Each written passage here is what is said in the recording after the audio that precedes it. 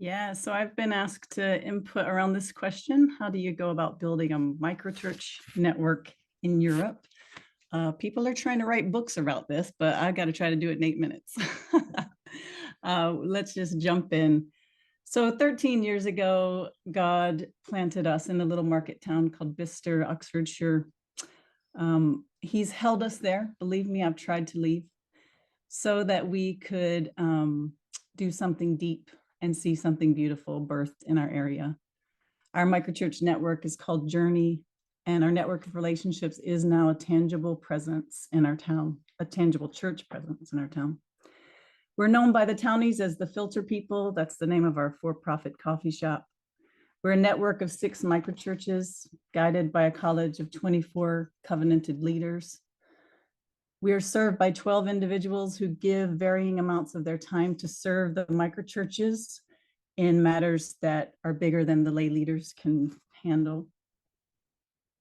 We've over 15 missional spaces where we are ambassadors for Jesus, and that's not including our normal everyday life.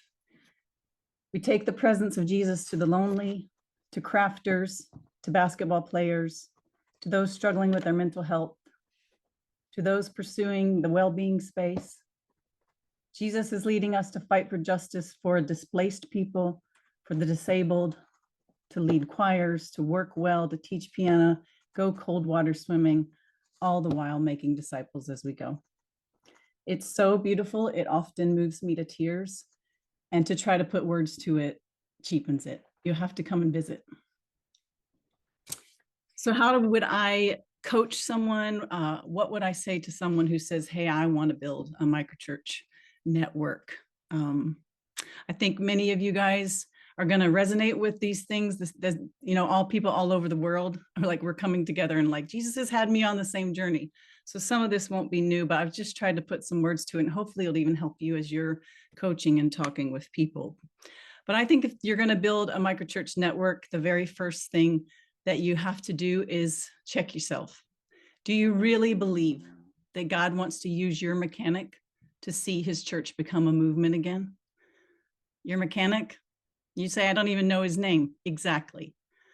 The microchurch movement is at its core all about releasing the priesthood of believers, all believers.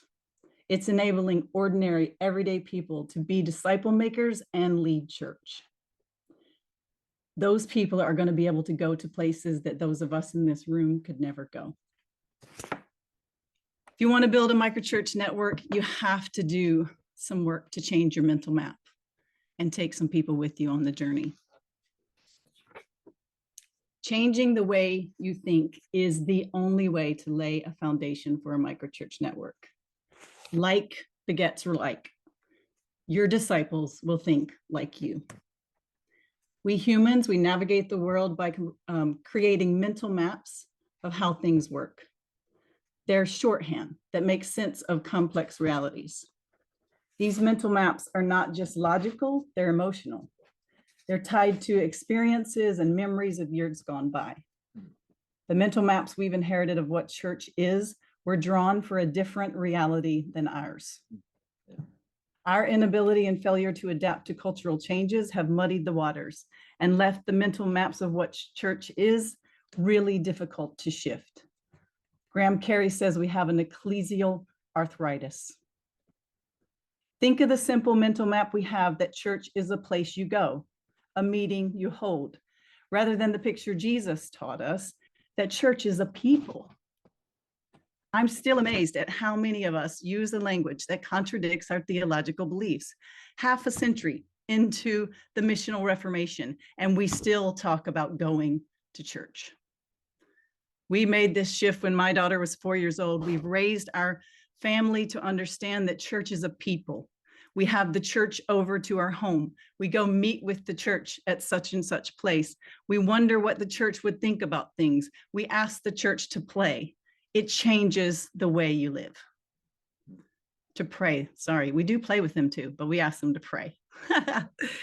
Consider the picture of the 2 maps you're looking at. The map on the left was drawn to help seamen navigate the oceans and account for a curvature of the earth in a way that could only allow them, or that could allow them to draw a two-dimensional line from one place to the next and not go off course. It's not an accurate picture of the world's land masses as they really are. The map on the right is a more accurate one.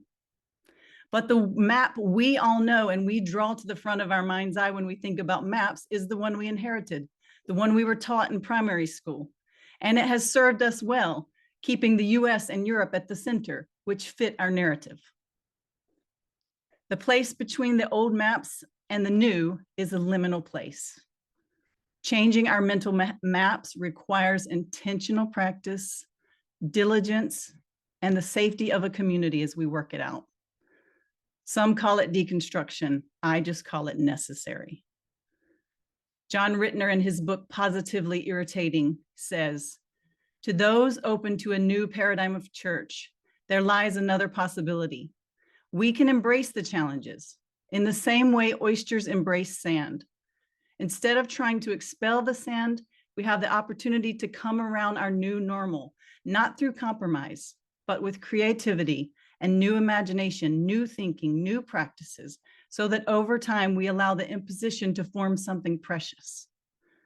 Much like the pearl making process, learning how to form new expressions of church will test our health and maturity and take significant time.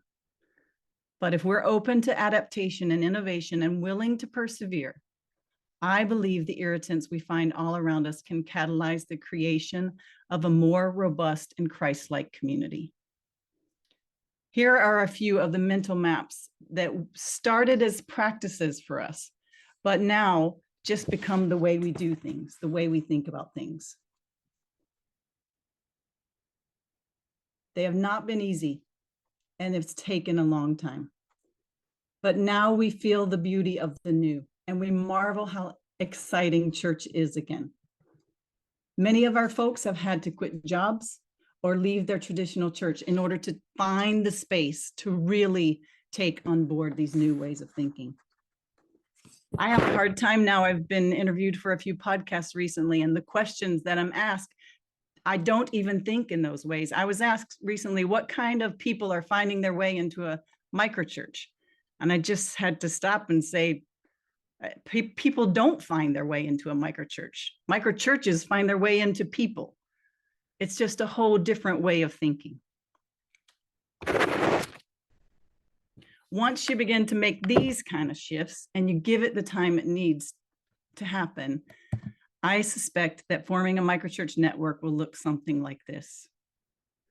You will clarify your call. You'll live as a missionary. You'll start to make disciples. You'll start to form a community that's on mission. And then a microchurch will emerge. And if you follow Jesus as that microchurch, he will call you to raise and release others into their calling. And you'll send them off on their missionary journey to make disciples and form communities and see another microchurch birth. And over time, before you know it, you have a few microchurches in an area and you love each other. You're the same family. You're birthed from the same relational network. And so you start to figure out how you can help each other, how you can share skills, how you can collaborate, how you can make the journey easier for each other. And no doubt others along the way that God has been stirring and starting little communities on their own will find you and will find a safe place to connect. And the network of relationship becomes this beautiful place where the gospel can travel, where the message of Jesus can go out to other people that not every one of us individually could reach. If you want to build a microchurch network, you'll have to have the courage to call church whatever you decide is your ecclesial minimum. For us here in our context, we've decided on these 4 things. When we see a group of people worshiping Jesus as Lord, sharing life in community, knowing their mission and going on that mission, and discipling one another, we call it church. Once you start to call things church, you'll have to find a container that will help those things be held and served. That's that adaptive organic system. And we've inherited a wineskin that was pioneered first in Tampa Underground. I am so grateful for them, how they've given us their learning, but told us that we have to contextualize it in our own way.